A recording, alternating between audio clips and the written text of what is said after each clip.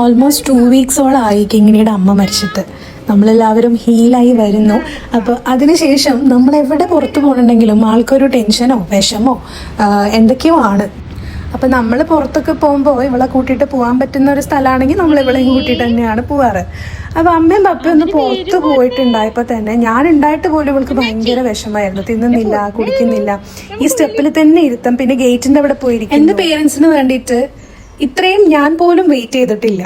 അപ്പം ഞാൻ ഇതൊക്കെ കൂടി ഇവിടെ പറയുന്നത് എന്താണെന്ന് വെച്ചാൽ, ഇൻഡയറക്റ്റ് ആയിട്ടും ഡയറക്റ്റ് ആയിട്ടും പലരും എന്നോട് ചോദിച്ചിട്ടുണ്ട്, പറഞ്ഞിട്ടുമുണ്ട്, ഒരു ഡോഗിന് വേണ്ടിയിട്ടാണോ നിങ്ങൾ അവിടുന്ന് വന്നത്, അല്ലെങ്കിൽ ഒരു ഡോഗിന് ഇങ്ങനെ അസുഖമാകുമ്പോൾ ഹോസ്പിറ്റലിൽ കൊണ്ടുപോകേണ്ട ആവശ്യമുണ്ടോ, അല്ലെങ്കിൽ ഇത്ര കെയർ ചെയ്യേണ്ട ആവശ്യമുണ്ടോ, ബെഡിൽ കയറ്റുമ്പോഴും സോഫയിൽ കയറ്റുമ്പോഴും എല്ലാത്തിനും പ്രശ്നമായിട്ട് വരുന്ന കുറേ ആൾക്കാരുണ്ട്.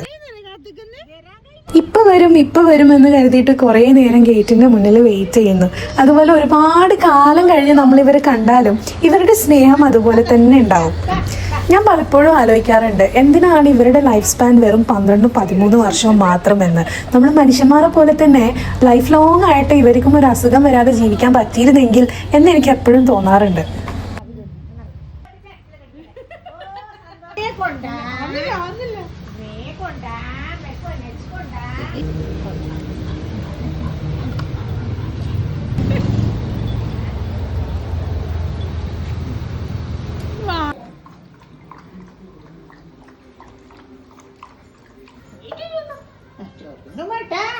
Shund papai,